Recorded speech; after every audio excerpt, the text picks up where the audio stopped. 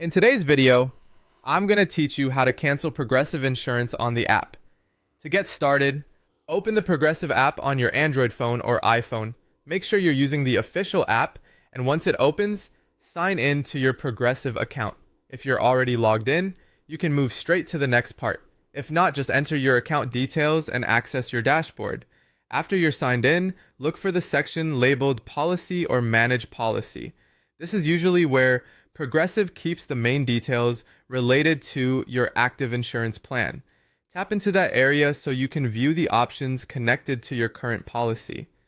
From there, look for something like policy changes or contact support. The exact wording can vary a little depending on your app version, device, state, or the type of policy you have, so take a moment to scan the screen carefully. If you see a cancellation related option, that's what you'll want to select next. If a cancel policy option appears in the app for your account, tap it and follow the on-screen instructions.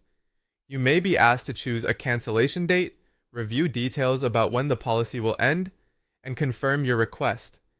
Read each screen carefully before submitting anything, especially if timing matters for billing or coverage. Since cancellation availability can vary by state and policy type, some users may see this option directly in the app, while others may not. If you do not see a cancellation option, don't worry. In that case, use the app's help, chat, or call feature to contact Progressive support. A representative can help you submit the cancellation request manually. This is an important backup method, especially if the app doesn't allow self-service cancellation for your specific policy. When you reach support, be ready to confirm your account and clearly state that you want to cancel the policy. Once your request has been submitted, the final step is to review your confirmation email or your account notifications in the app. This helps you verify that the cancellation request was actually processed. Don't assume the policy is canceled until you receive confirmation. It's always a good idea